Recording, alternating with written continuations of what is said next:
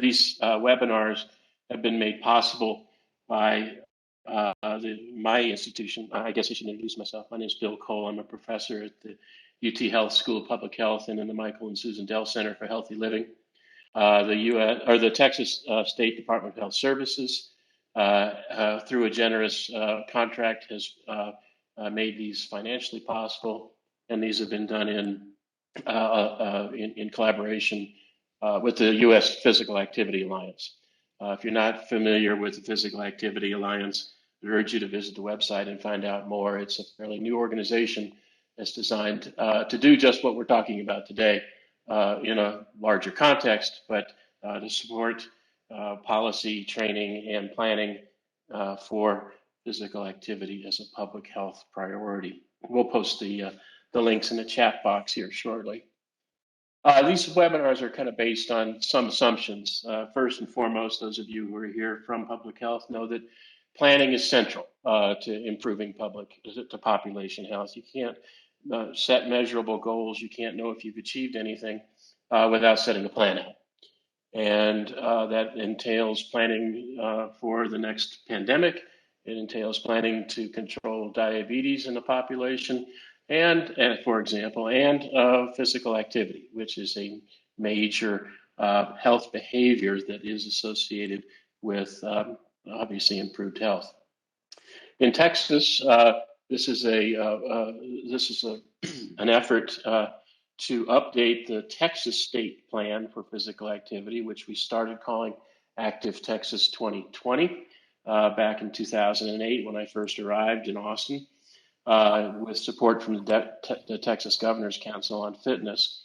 That plan predated actually the U.S. National Physical Activity Plan and didn't take a sector-based approach to the same way that the U.S. plan has evolved and been put together. So these efforts to move toward a Active Texas 2030 are largely to bring the Texas state plan in line with the U.S. national plan and take a sector-based approach. I will say that Texas and West Virginia remain the only two states with standalone physical activity plans. One of the key things we're trying to do with the Physical Activity Alliance and the National Physical Activity Plan is to articulate these national strategies and tactics and objectives to a state level, because these webinars are meant to engage stakeholders with the assumption that all health is local. What is set out kind of evidence informed from a national standpoint, it may not be appropriate to say in the Rio Grande Valley or in East Texas or in the Panhandle or even in Central Texas. So figuring out how to bring these national recommendations to the state and then making them local strategies and tactics is the whole goal of Active Texas 2030. There are 10 sectors in the U.S. National Physical Activity Plan. As you can see, the business and the industry is where we're focusing today. The remainder of this week, if you haven't already, we'll demonstrate tomorrow. We'll have a talk tomorrow on faith-based settings from Elva Arredondo, who's the chair of that sector committee, and transportation, land use, and community design. Melissa Bopp from Penn State University will be talking about that on Friday. So please join us if your schedule allows. There they are right there today. And then we've got the remainder of the week. There are 3 additional sectors which you haven't had scheduled yet, but I'm working hard to get that done here for the remainder of the summer so that we can really reach out and engage stakeholders and get people's opinions, start discussion in these various areas, because they are just so important to what we are trying to do to improve health in the state and the country and around the world, certainly. I cannot tell you how lucky we are to have today's speaker. Dr. Laurie Whitsell is, in her other job, serves as Vice President of Policy Research and Translation for the American Heart Association, one of the founding members of the U.S. National Physical Activity Alliance. And she serves de facto, I think, as a chief operating officer, probably, or certainly she lists senior advisor, but I know she does much more than that on a day-to-day basis on behalf of the Physical Activity Alliance. And on top of that, she also chairs the business and industry sector of the U.S. National Physical Activity Plan. So there's no better person to be able to share insights with us about how the business and industry sector fits into the overall National Physical Activity Plan. So, Laurie, without further ado, I'll turn this over to you, let you share, and we can start. I will be monitoring the chat box for questions. The last half of this will be for questions. Please don't hesitate to post, or just we've got a small enough group today we can raise our hands and so forth. But Laurie, please take it away. And again, thank you for being here. Gosh, well, thank you so much, Bill. It's that was an amazing introduction that you gave me, and I don't know if I deserved all that, but so happy to be here. What a privilege to be here with you today. I'm going to be looking for my presentation here on my. Oh, I'm afraid of that. Can't seem to find it here. There we go. Let's see here. I'm looking. There it is. Awesome. So you tell me if this comes up and if this is working. Can you guys see the slides okay? Looks real good. Just awesome. Hit presentation mode and you're off and running. Excellent. Excellent. Awesome. So I will do that here. Just give me one sec. There we go. All right. So it's really great to be here with you today, learning the WebEx platform. It's funny how we're all using different platforms these days. I actually co-chair this sector with Elizabeth Oblaw. She couldn't be with us today, so I will, take us through the slides. But just know that she's another great resource for the business industry sector of the National Physical Activity Plan. Please reach out to us anytime if we can answer questions about the work we're doing, or connect with you and the important work that you're doing. We'd love to stay in touch. So today what I was going to do is just give a little backdrop of the importance of the business and industry sector in the National Physical Activity Plan, take you through the different strategies of it, and then talk to you about some of the initiatives that we're working on right now that are helping to bring this sector of the National Physical Activity Plan to life. So as we all know, and I look forward to, after we go through the slides, to making this more of a conversation. I'd love to hear about the work that you're doing and ways that we could support that. But we're really excited to be, to work so closely with Bill and Russ. And, it's just amazing. In between revision and update of the National Physical Activity Plan, seeing the great ways that the different sectors are bringing the plan to life. Obviously in this sector, this is a space where so many adults are spending a majority of their time. And so it is a great way for us to reach a large segment of the adult population with the strategies, tactics, and objectives of this sector. And as we know, the health of the U.S. workforce now, probably more than almost any other time, is a major concern for the U.S. business community coming out, or as we learn to live with the COVID pandemic and other pandemics that will come our way. But this is probably an outdated number, but the national healthcare expenditure is approximately $3 trillion, about 18% of the gross domestic product. I suspect that has gone up coming out of COVID. And a large portion of these costs are borne by employers, employer-sponsored health insurance, and the presenteeism, absenteeism, or just lower productivity when employees are suffering from illness or chronic disease. So and much of these healthcare costs are associated with those non-communicable diseases, actually, obesity, heart disease, and diabetes. And so this is front and center. I know on our CEO roundtable, this is a topic of conversation front and center right now, this forthcoming tsunami of costs. that we're going to see with increasing rates of obesity, rates of physical inactivity, and so forth, diabetes.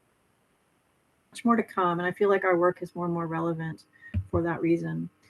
So I'll take you through. There are 5 strategies of the business and industry sector within the National Physical Activity Plan. Underneath those strategies, we have different tactics, and we'll go through some of those today. But those are all in the slides here, so you could take your time and read through them at your leisure. Excuse me, Laurie, are you advancing slides? We're still seeing the title slide. Oh, no, I am advancing, and so that's a problem. That's what I was worried about in our testing. Is there a way? Can you hit the presentation mode, the screen and next to down in the lower right hand corner? I did that. So let me let me just take it back here. I'm gonna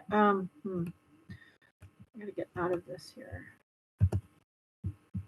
Sorry to interrupt. No, I'm glad you did. I'm so glad you did, Bill. And I just hope I can get this right for you. Let's see if we start again here. Application. I'm wondering if it's better for you guys to drive, just so that I don't. We can try that. Liv, do you have access to the PowerPoint? Yes, I'll get that pulled up. Thank you. Let Laurie focus on the content here.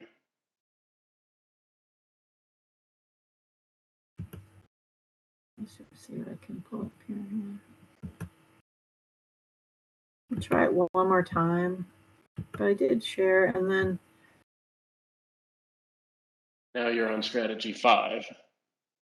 Yeah, which is way too far. So we should be back up here on this slide. So in this mode, I can show it to you, but as I go if you just click slide by slide, that should work just fine too. Is that good? Okay. Yeah. All right. If it's okay, I'll stay in this mode and just share it with you this way. Thanks very much. Okay, great. So there are 5 strategies in the business and industry sector, and we'll go through each of them today. But they vary from like individual level to organizational level strategies, and include the importance of developing partnerships with other sectors. And there's a focus on programs, on policies, on practices that really support the development of physical activity promotion across the workplace ecosystem. And obviously, how we do our work is changing dramatically as a result of COVID. And so, as Bill has probably mentioned in previous calls, there in each of the sectors, we're going through kind of a light touch update of our strategies and tactics. And in the workplace, in the business and industry sector, we'll be getting to that here shortly. We've been working on some other projects this last year that have been taking our time. But I think our major areas of light revision are going to be accounting for how we work has changed as a result of COVID, how more people are home-based or working virtually, et cetera. And so employers are having to be very innovative about how to reach their workforce with health promotion strategies. So the first strategy is businesses should provide employees opportunities and incentives to adopt and maintain a physically active lifestyle. Strategy 2 involves businesses engaging in cross-sectoral partnerships to promote physical activity within the workplace, and building those at the local level, regional, even all the way up to the national level. And for some companies, that's international as well. And strategy 3 is how professional and scientific societies can support employers by creating and widely disseminating a concise and powerful and compelling business case for investment in physical activity promotion. Strategy 4 is professional and scientific societies, the importance of developing and advocating for policies that promote physical activity in workplace settings. And finally, in strategy 5, we're really focusing in on how physical activity and public health professionals can support the development and deployment of surveillance systems that really help monitor the physical activity in the U.S. In U.S. workers and also across workplace settings. So I'm going to show you in my last slide some of the recent projects we've been doing that kind of address some of these different strategies.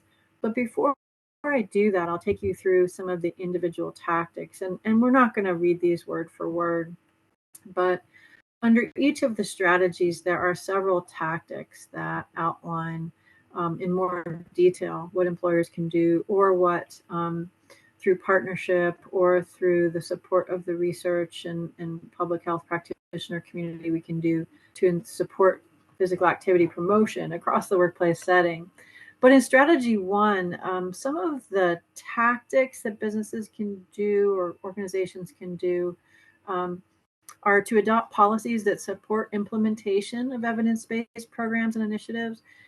And we've actually published a paper and have an infographic that summarizes some of the important evidence-based policies and systems, environmental changes that employers can make to support physical activity promotion. And those are some of the things I'll share with you at the end.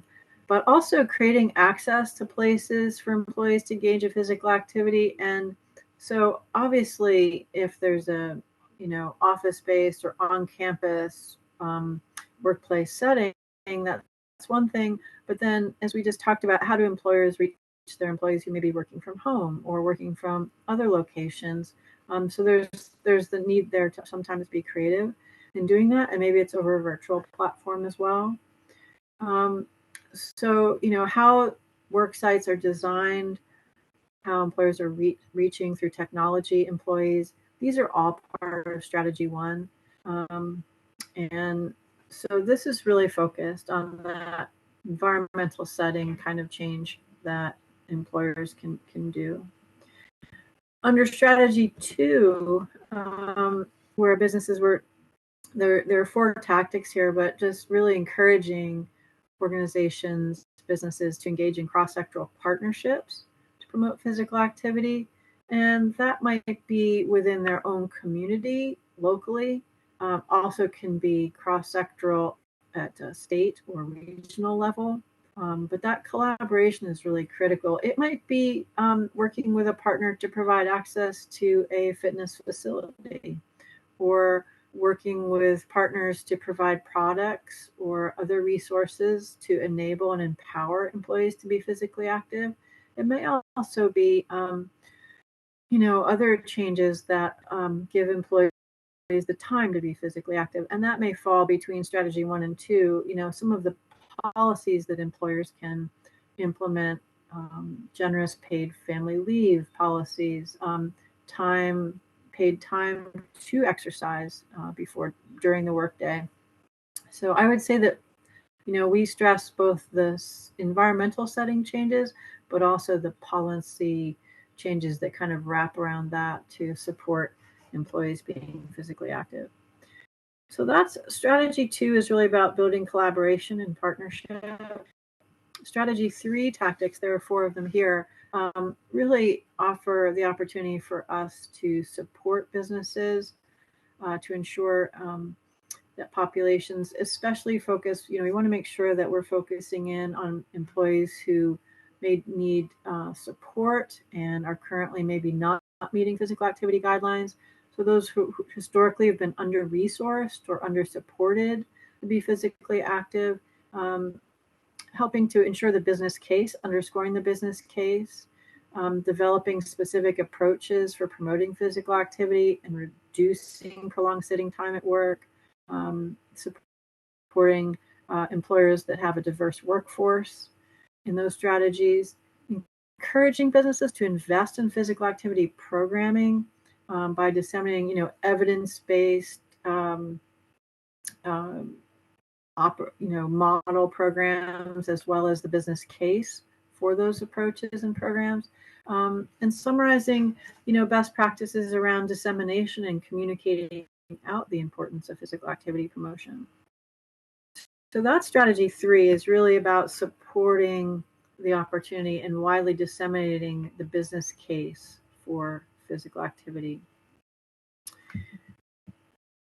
We'll move on to strategy 4 now. Now, strategy 4 actually has 7 tactics, but this is where professional and scientific societies can really help provide resources, case studies, model policy language, education, and technical assistance to business leaders who want to participate in physical activity promotion.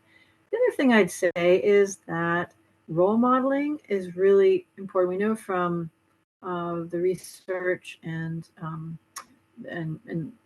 kind of what we've learned on the ground is that when a CEO models healthy behavior, that in itself has a powerful impact on health promotion in the workplace setting.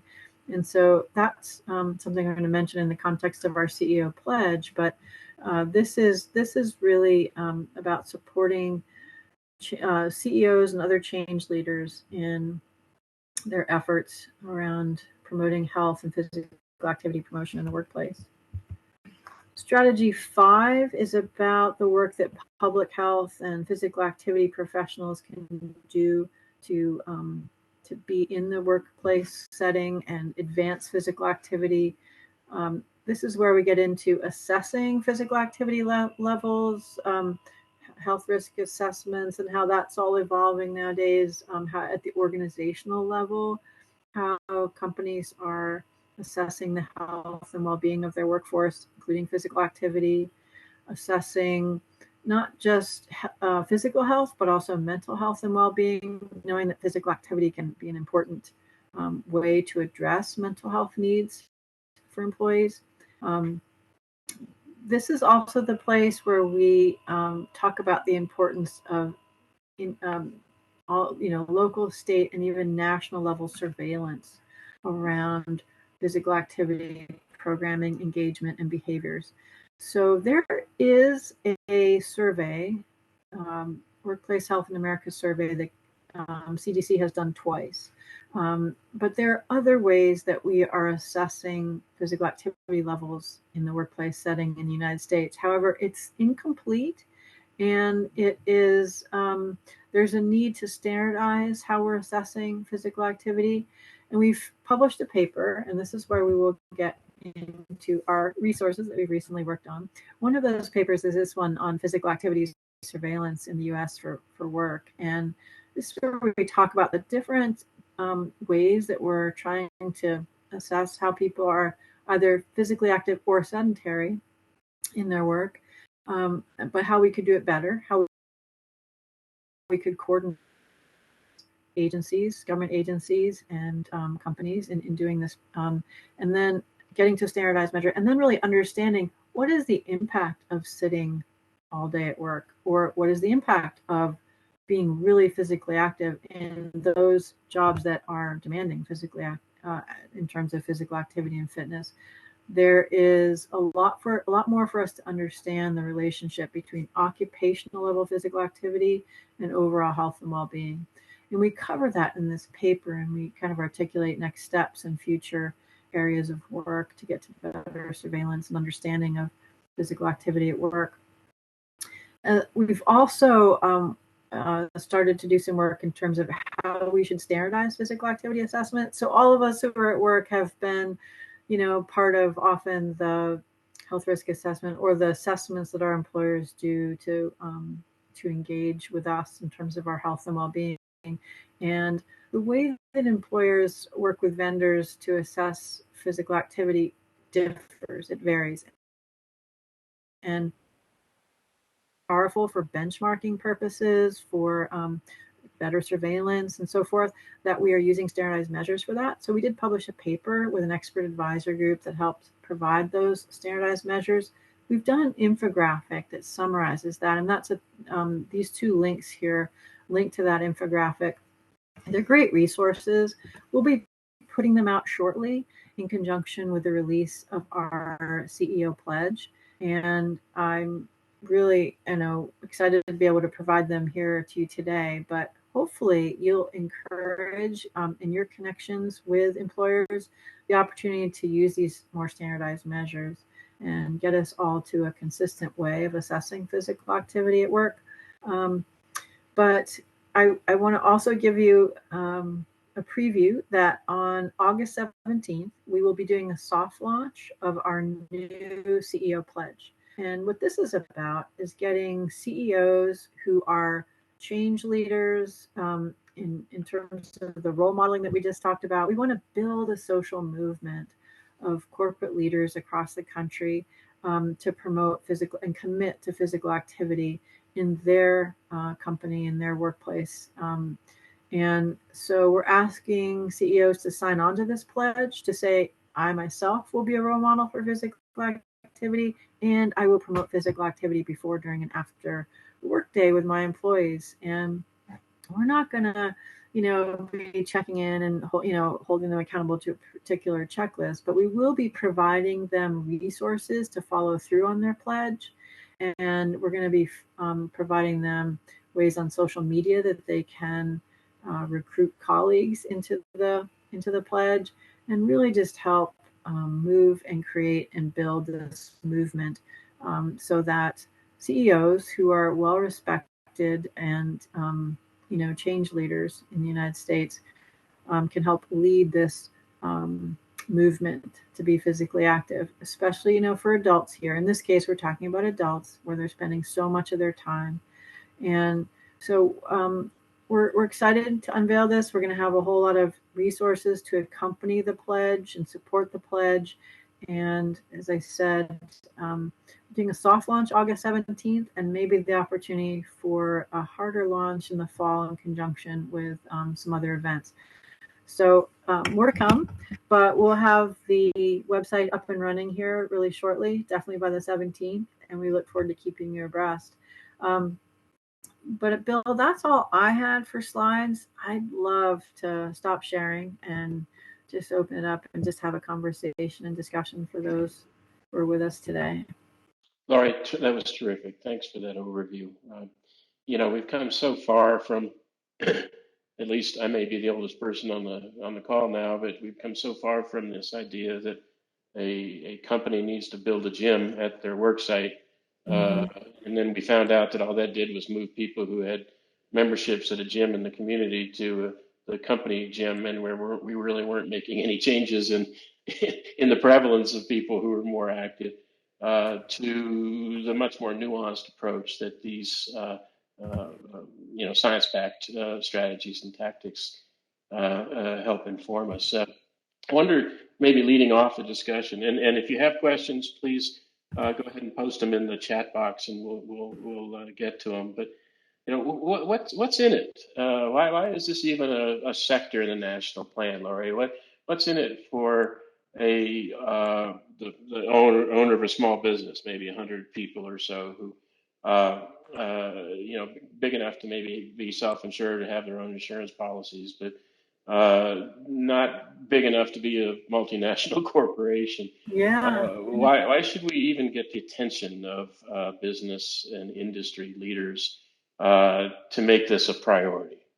Oh, what a great question, Bill, because we've been thinking about that a lot in the context of release of the CEO pledge. Like, okay, why would CEOs, how do we get their attention on that? And why is it important that they engage with us? And I think the physical activity guidelines for Americans offers a really good rationale for why this is so important, because, and especially now as we struggle with substance abuse disorder, mental health issues, and not to mention the physical health issues that we talked about with rising obesity rates, rising inactivity, diabetes, etc.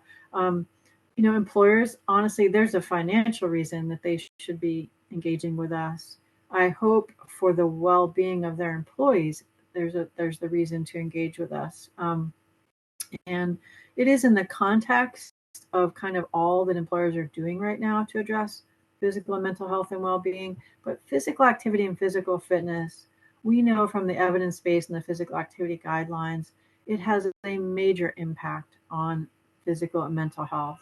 And it is one of those strategies that employers should be thinking about to really help foster the well-being of their workforce and reach all of their employees. And so I hope that we can make the business case as well as the ethical and social well-being and physical well-being case with CEOs. And it's a pretty easy lift. Like, it's the CEO modeling and saying, yes, I myself, I'm going to be physically active. And you know what? I'm going to make sure that my whole workforce is supportive in being physically active. That's, it's not that hard, but it's also it's a way to take a significant step for a healthy workforce. Great. Yeah. I think it applies from small to mid to large employers.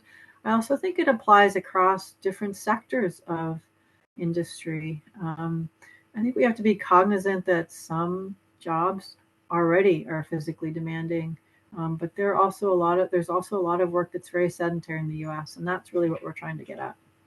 Yeah. Terrific. So you know what we're trying to do here. This is kind of engagement toward the revision of the Texas state plan. And I mean, put yourself maybe in the business owner of a manufacturing operation, let's say in the Rio Grande Valley or in the Panhandle, more of a rural area. And from a prioritization standpoint, what would you recommend from the business and industry sector would be kind of the lowest hanging fruit of strategies and tactics? Where would be, let's say someone who's interested in a particular county following the state health department guidance, where would that person start to engage business and industry leaders to beef the sector up? What are your thoughts with that? Yeah, it's a great question. So I think you've got to get to, I don't think you necessarily have to get to the CEO to initiate that change. In fact, it may be just as powerful to get to the HR, the leader of HR of that company, who's going to have, and then maybe your chief operating officer, or, so getting to some of the workplace setting changes that can happen, whether it's the policy to allow, first of all, that we're assessing physical activity and physical fitness in our workforce. How are we doing that? And then are we following through with tailored programming or resources to employees to help support them? And then are we offering policies like paid time to be physically active, or doing as a company, engaging in volunteer activities in the community that may be centered around physical activity. Those are all things that companies can do. And sometimes you're not going to get the time of the CEO, although you need buy-in from the C-suite. But sometimes to actually get some of those ideas implemented, you've got to be working with your professionals who are in HR or in operations. And I mean, that would be my initial thought. I wish Elizabeth were here because that's what she does in her program in Kansas. She's engaging with businesses to help them implement programming and policy and systems changes. So she would provide great perspective. So that's an example where reach out to us, and when she's back in a week or two, I know she'd be glad to help answer questions along those lines. Terrific. Are there any accelerants, anything that can be used to spray on it to speed strategies up in this particular thing? Are there any incentives for the HR person? That's a great point about not going from the top down, but creating that case to the person who is most tuned into the day-to-day business of the human aspect of the company. But is there anything you can spray on it to speed that up, to speed up adoption or things that we might not otherwise know? Oh, that's magic. I think though, if we could bottle that accelerant up, that would Just be great. some dust, some pixie dust to sprinkle. All right. No, I think it's probably a combination of things. I wish there was one thing. Maybe there is, and but I think some of it, I don't know. I'm beginning to feel like coming out of COVID that we've got to hold up those companies that are doing it so well. And that's something that we can do at the Physical Activity Alliance. And I think in the context of the CEO pledge, we want to highlight those CEOs and companies that are doing it well and can be a model for others. And I think sometimes it's that peer-to-peer learning that helps accelerate the field forward. And I mean, so I think maybe us convening or helping to enable that peer-to-peer learning would be great. And I think, some of it is an economic incentive for businesses right now. It's going to be a crush.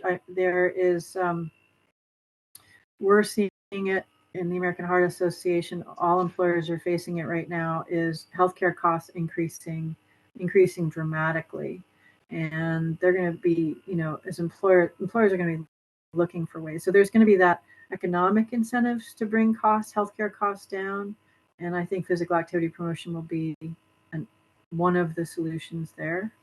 Physical activity promotion, but and then I think it's support, it's technical assistance, programmatic support, it's financial incentives and so forth that may help companies move down this road. Something you said earlier, the workplace magically has changed dramatically in the last 2.5 years, obviously, with what we've gone through. And office-based work sites may be a dinosaur, or they're certainly evolving to a point where not everyone needs to be there. Not every employee needs to be there 8 hours a day, 5 days a week in the old school kind of model. And I think about the implications of that in terms of a work site. You can say it's half empty and say, geez, what are we going to do? Because we don't have any of these, the whole workforce isn't here all at one time. But it's also an opportunity, as you kind of intimated earlier, to get creative and go to where the people are and create dispersed incentives and things, rather than assuming people are going to be at a work site and have to utilize what's at the work site to be able to do that. Only time will tell what works here, but I think it's a fascinating natural experiment we're in from a physical activity promotion standpoint. For sure. I was in a conversation with business leaders last week, and what I was hearing is that some of them were saying that the hybrid environment has been a nightmare. And so they've chosen actually to shift all their employees virtually and close down their offices. I don't know if that will be the case, large scale across the board, but,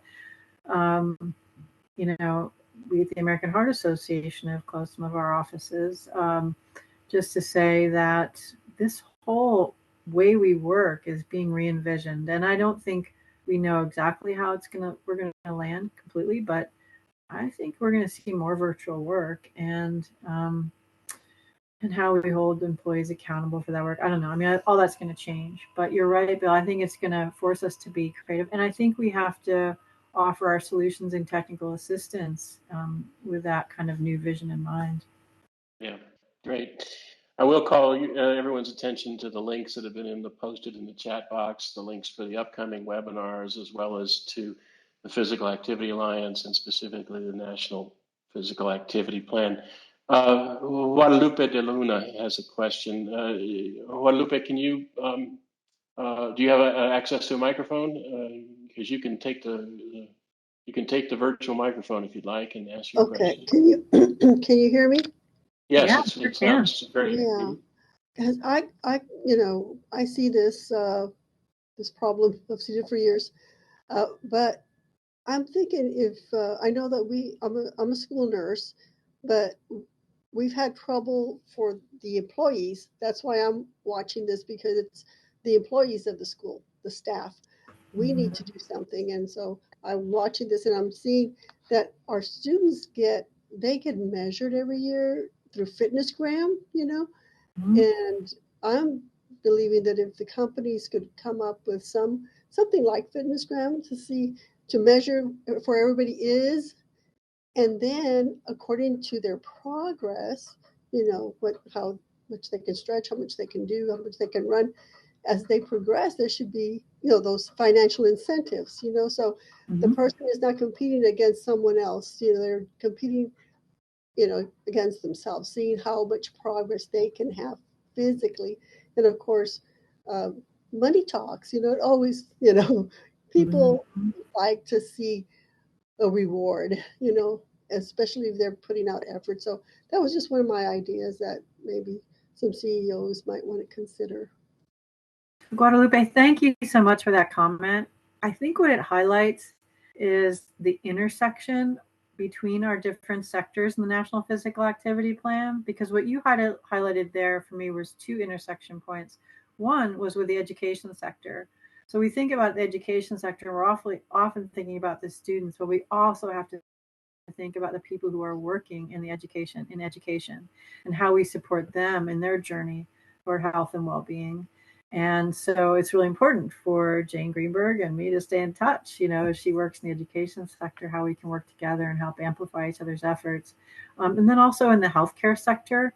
So one of the major initiatives of the Physical Activity Alliance right now is to standardize physical activity assessment, prescription, and referral in healthcare delivery.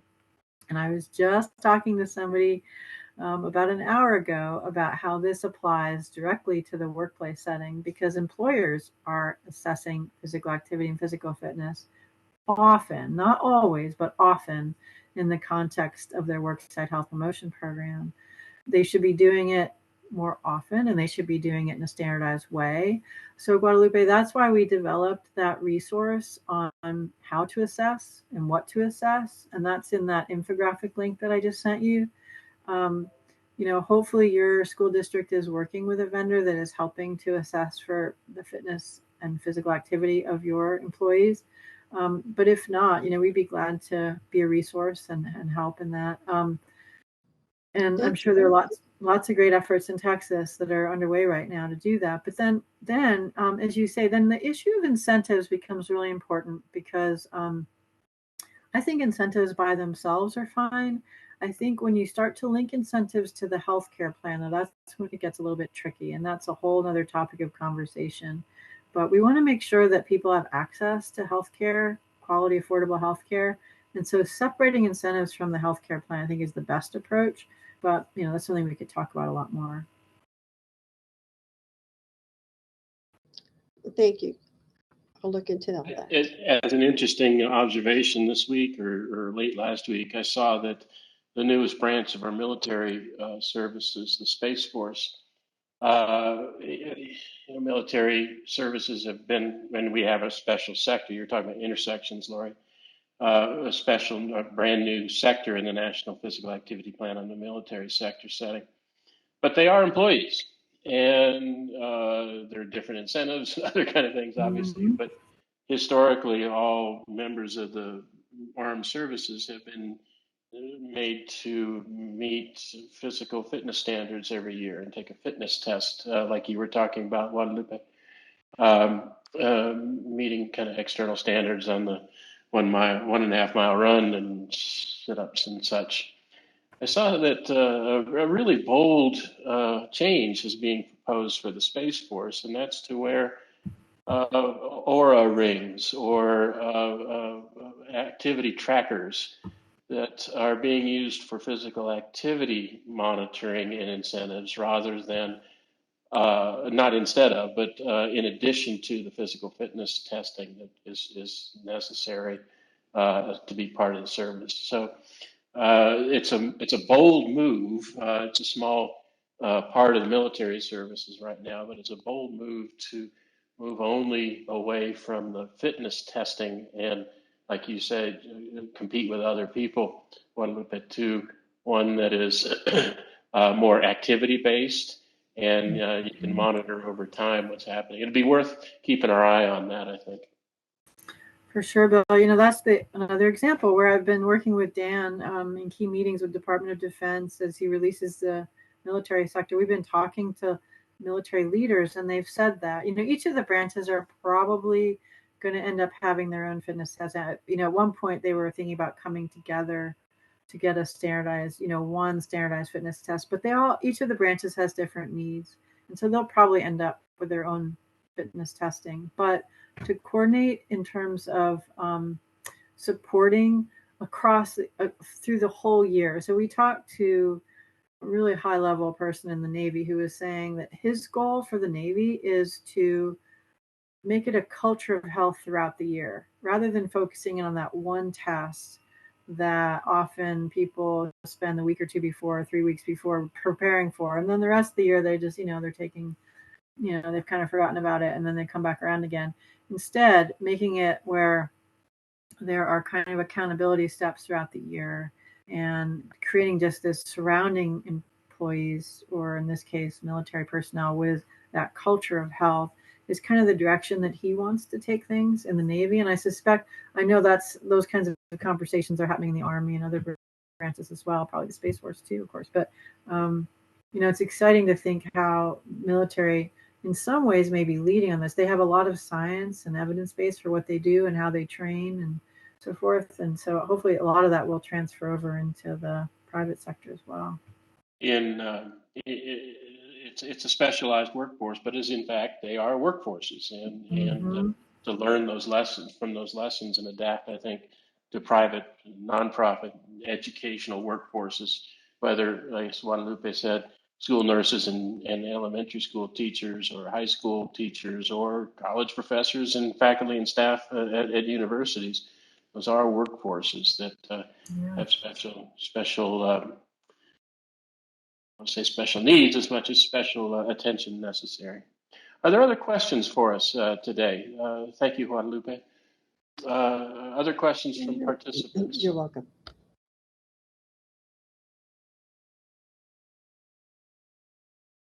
We still have about 10, 11 minutes or so. Laurie, what barriers have you encountered as the sector has come together with strategy and tactics?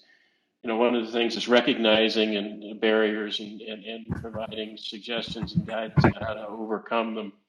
But from a business and industry standpoint, what would you say are some examples of barriers that would have to be overcome to get some of these strategies and tactics in place? Well, one of them, I can give an example. I guess when we were developing that resource on how to assess for physical activity in the workplace, we convened some stakeholder meetings, including the vendors. So there are multiple vendors out there that are in the worksite health promotion space who are supporting employers in programming and assessment around worksite health promotion. And they all have their own proprietary software and their own, proprietary data platforms. And so it was really an interesting conversation to talk with them about, if we were to try to get to a standardized measure, we have to convince that whole vendor community to adopt the same measures. And as, they were pointing out to us, like, we'd be open to that, but it's going to mean reprogramming on our part. And, it's a pretty big lift. And we don't, they don't do that software update every year necessarily. And so the timing of it and so forth is, one of those barriers. So it's an investment in time and resources on their part to integrate standardized measures. And so we have to articulate for them, like, what's the business case? Like, why should they be doing that? And I think, it's the benchmarking opportunity to all be comparing across the same, data to know how businesses are doing. Because one of the important things that businesses like to do is compare themselves to similar businesses in their own sector, but also more broadly. And if they know that we're using, it's an apples to apples comparison when you're using the same measure. So that's just one of the things we've been trying to work through as we talk about implementing the strategies in our sector. And then I think it's this re-envisioning that we talked about, coming out of COVID, how we maybe transform the technical assistance and programming and the settings in which people are working, just how we transform the support we provide for physical activity promotion. That first point was terribly important. It bleeds over into the need for continued and improved surveillance, right? Mm-hmm. Yeah. To get data on are we meeting or how our business and industry, how's the business and industry sector helping people meet physical activity guidelines and be healthier? Absolutely. So and Bill, it's the same thing. I don't mean to interrupt. It's the same thing that we're facing in the healthcare work we're doing in HL7 right now in healthcare. So we have to get to a measure that is standardized. And a lot of employers with the devices, even the wearables, are not standardized, right? So some are measuring steps Some are measuring your time in physical activity. Some are measuring time with heart rate, so you get intensity, and it varies dramatically. But that's why if we can be evidence-based, like right now, we don't have a steps recommendation in the physical activity guidelines. I'd like to think that we're going to get there. And, when we get to the next physical activity guidelines, hopefully in 2028, there may be a steps recommendation. But right now, we've got to work on the evidence that we do have, the evidence-based recommendations that we do have, which is minutes of moderate to vigorous physical activity per week. And then strength, and strength and resistance training as well.